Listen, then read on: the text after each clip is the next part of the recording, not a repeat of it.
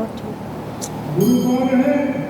गुरु ब्रह्मा गुरु विष्णु गुरुदेवो महेश्वर गुरु साक्षात् परब्रह्म तस्मै श्री गुरुवे नमः। गुरु का क्या नाम है? हमने जो भी गुरु धारण किए हैं वो इसी भगवान के स्वरूप में हम उनको पूजन करते हैं। गुरु को भगवान की संज्ञा दी गई क्योंकि भगवान मान करके हम गुरु का सम्मान करते हैं। गुरु ही हमको मार्ग बताता है और भगवान संपर से बड़ा कोई है। बाकी सब योगन कोर्ट शुरू होते हैं और वो तो सुप्रीम कोर्ट से भी राष्ट्रपति होते हैं। जगत गुरु जगत के गुरु शिव पुराण की महिमा का उदाहरण बताते हैं। यहाँ शिव पुराण का क्या महत्व है? शिव ही चैतन्य जीवात्मा है। जब हम शिव का भजन करते हैं तो चैतन्य है और जब भजन नहीं करते तो सब है। यह शिव और सब में भेद। जब हम भजन करते हैं भगवान का स्मरण करते हैं नाम जपते हैं तो हम शिव रूप में हैं और जब यजन भजन पूजन नहीं होता तो हम सब रूप में हैं। मात्रा हटा दिए तो सब रूप हो गया। जब देवता लोग आलस्य करते थे असुर में अधिकार कर लेते थे तो आकर के शिव के शरण जाते। शिव क्या है? चैतन्य और चैतन्य हो जाते थे।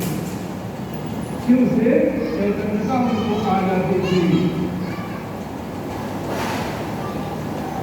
जो यह पुराण है इसमें 7 संहिताएं मिलेंगी। इसमें 7 संहिता मिलेगी। पहली है विद्वेश्वर संहिता,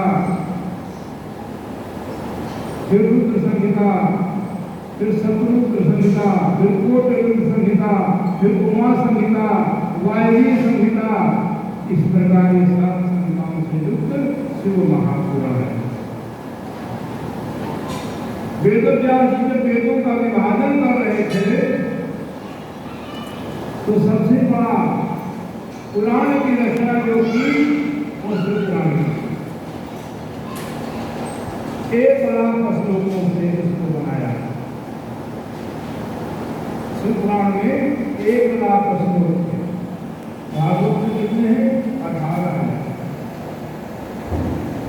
भागवत पुराण में 18,000 श्लोक है।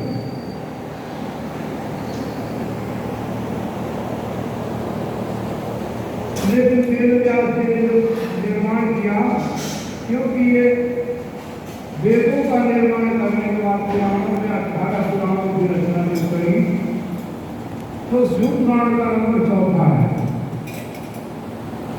आगे बताएंगे सब महात्मा को बता देते हैं थोड़े ये प्रकार।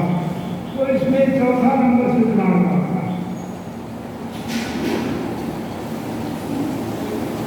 तो 1 करोड़ सूत्र निकले थे भगवान शंकर जी के जन्म से। 1 करोड़ श्लोकों को व्यास जी ने विभाजन जब किया तो 1 लाख भगवान शिव को पहले दिया। उन्होंने कहा मैं कलयुग में मनुष्य इतना समय नहीं पाएगा। कलयुग में उसको इतना समय नहीं मिलेगा।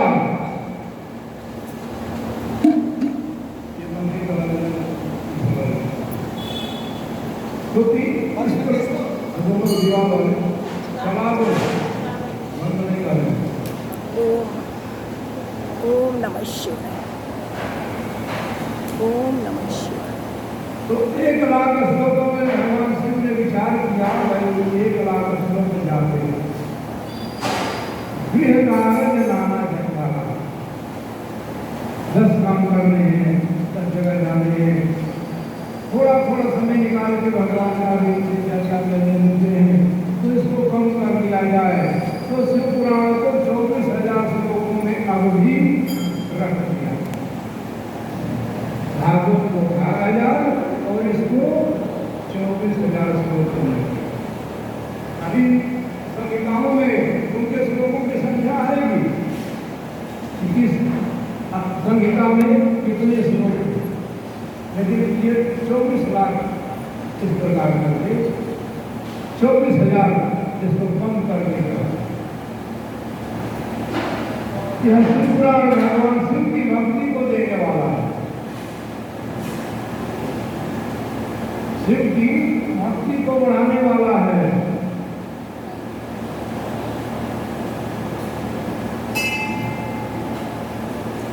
ओम नमः शिवाय। इसका भक्ति ज्ञान और वैराग्य के साथ श्रवण करना है। जब हम इसको सुने तो पूरे मन से, जब मन से सुनेंगे तो इसका फल भी पूरा का पूरा प्राप्त है।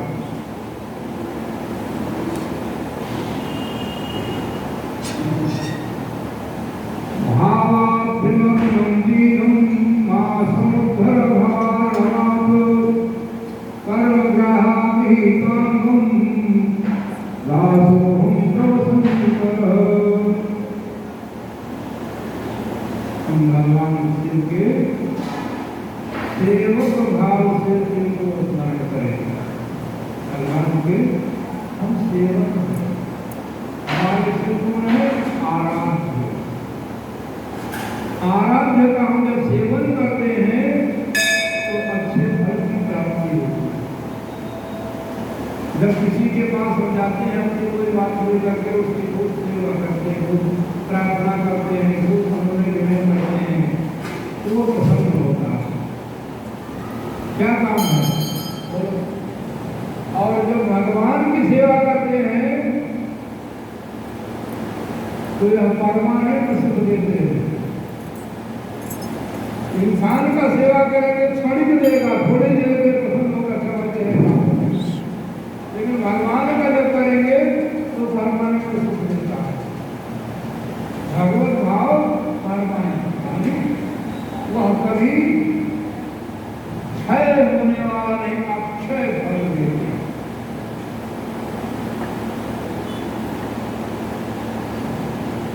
इस कथा को जो व्यास जी ने रचना की थी, सुखदेव शौनक काल में ही पढ़ाया।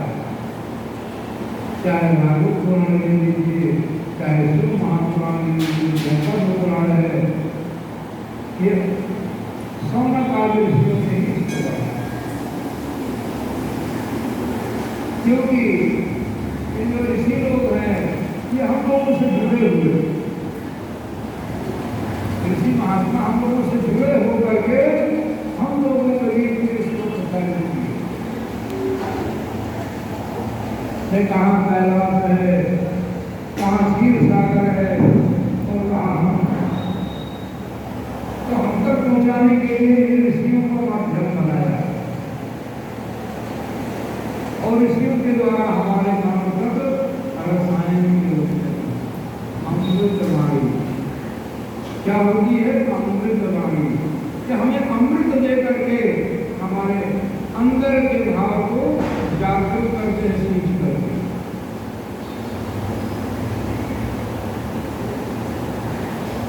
यह तीनों पापों को छुड़ाने वाला और मनोवांछित फल को प्रदान करने वाला है।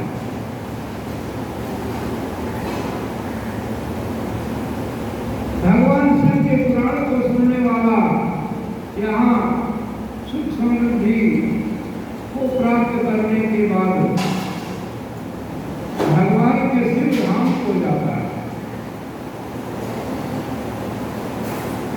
और लोग स्वर्ग जाते हैं, वैकुंठ जाते हैं, ब्रह्मलोक जाते हैं। क्योंकि शिव का जो भक्त है शिवलोक को जाता है, जो सत्य से ही ऊपर है। देवताओं के भी स्वर्ग का नरक स्वर्ग से ऊपर जाते जाते भगवान का जो शिवलोक है सबसे उत्कृष्ट है।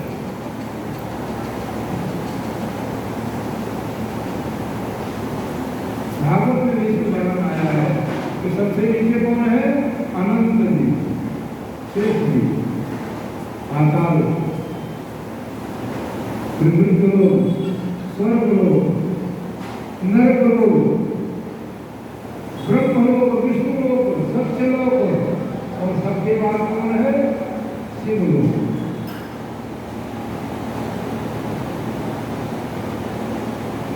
इसलिए मनुष्य को चाहिए इसको श्रवण करने से परम परमात्मा समझ करके भगवान का आराधना।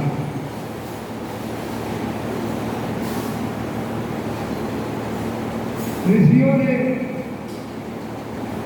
सौनक जी से पूछा, महाराज इतना जो बढ़िया यह है, इतना बढ़िया महात्मा है, तो इससे उद्धार भी कोई हुआ? सुन करके तो सौनक जी बताने लगे, सुनो भाई, एक तुम्हें क्या बताता हूँ। काम्बिल्य नगर में देवराज नाम का एक ब्राह्मण था। क्या देवराज ब्राह्मण जाति तो ब्राह्मण की थी, लेकिन कर्म सारे उसके उल्टे, शराब पीना, मांस खाना वगैरह, और जितने संसार के दुर्गुण थे वह सब ब्राह्मण में सबके बाद वेश्यागामी हो गए। अब उसके अनुसार क्या हुआ? उसकी पत्नी इतनी ही अच्छी सुशील थी, पतिव्रता सुशील थी, लेकिन देवराज उसके एकदम उलट।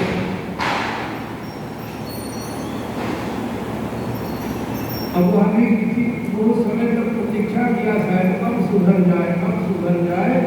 अब स्त्री नहीं सुधरा तो अभी तो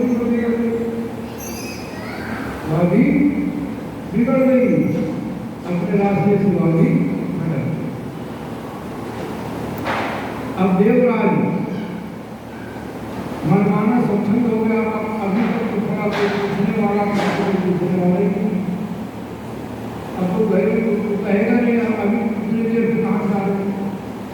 अब तो और निश्चित हो गया। अब उसने सोचा जब अब दोनों हम एक जैसे हो गए तो और स्वच्छंदता को तो घर में ही ला करके पूरे घर में ला कर रख दिया, 4-5 को ला के रख। उन्होंने कहा कि बराबर हो गए। कल को अब इसका काम क्या था? चोरी करना, हत्या करना, लूट करना। चोरी हत्या लूट करके ले आता और खर्चा चलाता। उन्होंने सोचा कर तो कहीं झगड़ा गया राजा के द्वारा, इसकी सजा हो गई, मान दिया गया, तो हम तो कहाँ जाएंगे? इसके पहले ही मान दो उसको, पहले ही उन्होंने मान दिया और क्या करेंगे? अब ये तो लंपट भाई था, सारे बिल्कुल भरा हुआ था, और मरने के बाद प्रेत बिन बराबर पर प्रेत। ये देवराज ब्राह्मण की कहानी थी। प्रेत जब हो गया भटकने लगा। इधर चंचला उसकी पत्नी जो थी वो अभी भटक चुकी थी। एक बार लोग प्रयाग जा रहे हैं, जो धर्मात्मा लोग थे, संगत में जो बैठते हैं, अच्छी संगत में हमें 10 लोगों की अच्छी संगत लेने के अल्लाह हमको ज्ञान दे। जैसे हो संगति वैसे हो बुद्धि। संगत अच्छी होगी तो बुद्धि में अच्छी प्राप्त होगी, तो संगत अच्छी नहीं होगी बुद्धि अच्छी नहीं मिलेगी। और चंचला ही तो अपने रास्ते से चलती रही। एक दिन संयोग की बात है, तो संगत जा रही थी, इसलिए रावत नहीं चलती, क्योंकि तो हमें कोई घर में है नहीं। हम कहते जाना कि आप उनके संगत के साथ होगी वहाँ पहुंची। तो जो धार्मिक लोग थे वो वहाँ स्नान कर रहे हैं, तीर्थ यात्रा कर रहे हैं, धार्मिक कथाएं सुन रहे हैं, इधर उधर अपना दर्शन कर रहे हैं। चंचला गई, एक दिन का वहाँ शिव पुराण की कथा होती है। शिव पुराण की कथा चल रही थी, वहाँ ब्राह्मण जी का सुना रहे थे कि भाई जो शिव पुराण की कथा सुनता है, सच्चे मन से सुनता है, वह मुक्त हो जाता है, पापी भी इससे मुक्त हो जाता है। जो पापियों के नरकों का वर्णन लोगों उन्होंने किया तो चंचला लोग देखते हैं, क्योंकि उसने भी महात्मा नहीं किया था, वो अपेक्षाएं हो गए कि मेरी मुक्ति कैसे हो।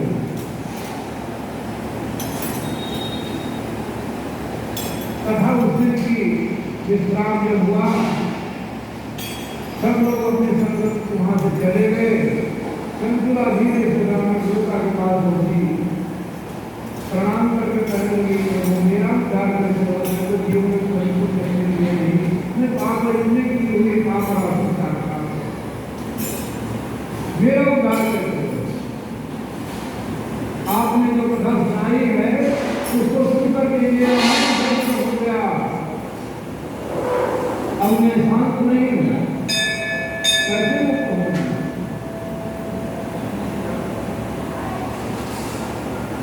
देवता मिला भगवान शिव पर भरोसा करो और यह कथा नियमित सुनो। इस कथा को एक महीने नियमित सुनना।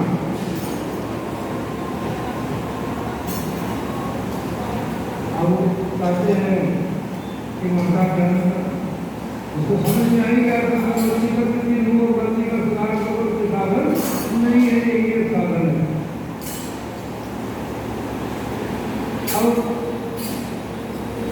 पूर्ण मनोभाव के अनुसार पशु पुराण कथा संस्कृत नहीं पूरा करके और एक महीने तक पशु पुराण की कथा हुई। जैसा महीना पूरा हुआ, जिस दिन कथा पूर्ण विश्राम को प्राप्त हुई, उस दिन उसको महान सुखार से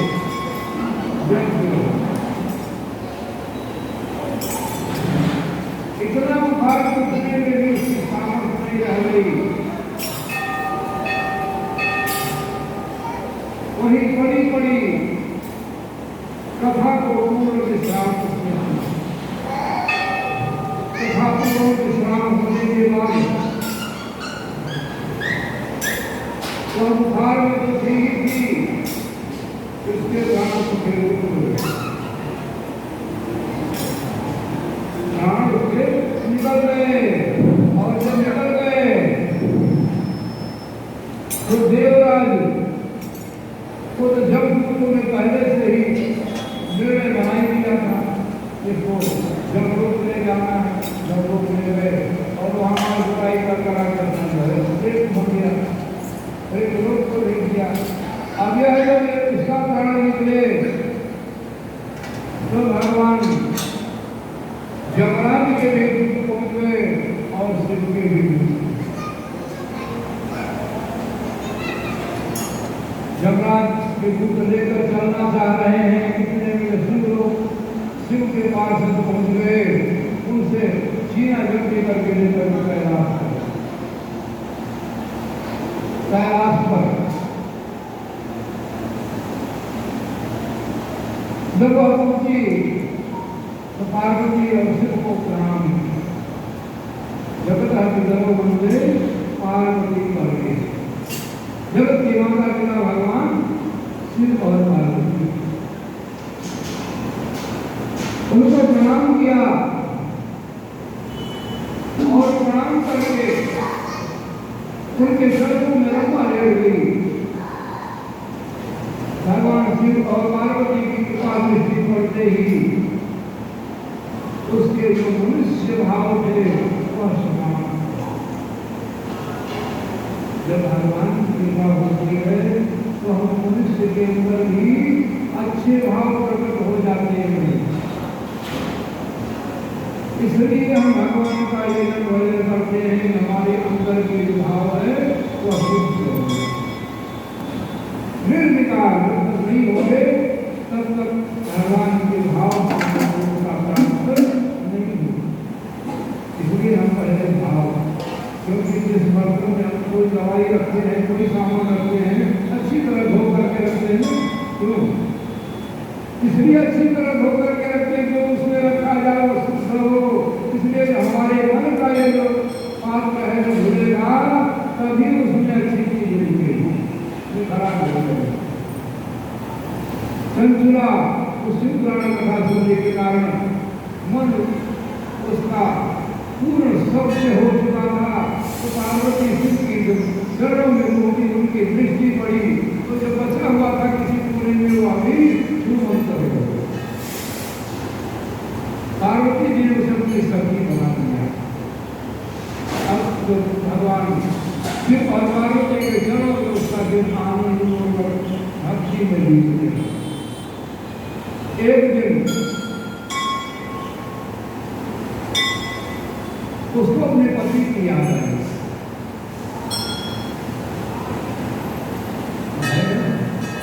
अच्छा हो बुरा हो कैसा भी हो लेकिन पति मेरा पति ये हमारे भारत के आदर्श की बात है। सीता जी आदर्श पत्नी होने के कारण यहाँ से विलाप करते हुए अल्लाह की बात कर रही थी।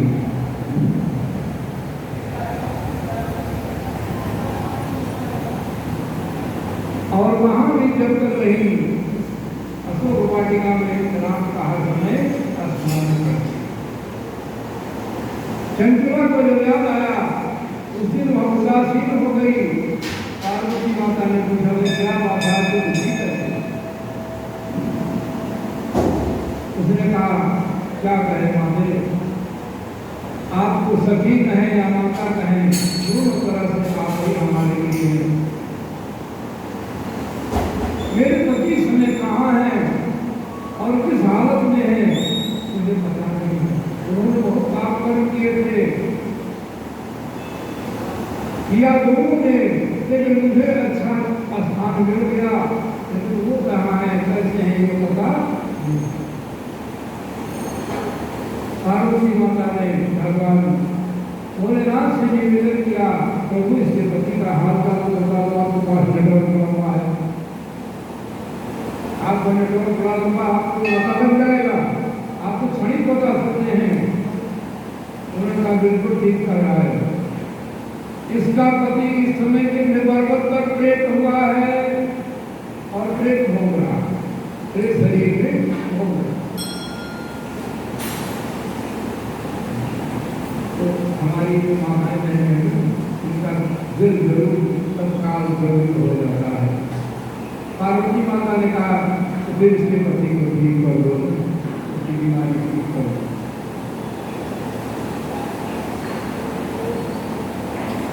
भगवान भोलेनाथ का ठीक है, देवी के बात करिए तो आपको कहने के समय करने करना है। बड़ा मनुष्य उसने जितना किया था उसको अभी और भोगना चाहिए था, लेकिन जवाब कर रही है तो उसको कर दिया जाए।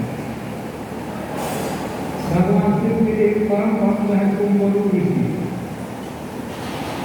जो बिना गान में नारों के साथ बराबर के बिना गान में और वादन में दो ही मुख्य हैं, एक कुंभरू जी और एक नारद जी। लेकिन नारद जी भगवान की भक्ति में कुछ ज्यादा करते हैं, नारायण जी की भक्ति करते हैं, शिव जी की भक्ति करते हैं, इसलिए बदल भी चलता है उसका फायदा। तीसरे ब्रह्मा के पुत्र हैं, तीसरे ब्रह्मा जी के पुत्र हैं, इसलिए तीन उनको फायदा मिल जाता है। और कुंभरू जी को शंकर जी के भक्त थे, उन्होंने कुंभरू जी को बुलाया। कुंभरू जी जब चले विंध्याचलवासी सब जितने ऋषि मुनि महात्मा थे उनको पता लग गया कि गुरु जी यहाँ पर आ रहे हैं, शिवपुराण कथा सुनाएंगे। बड़ा वहाँ पर समाधि इकट्ठा हो गया, सब लोग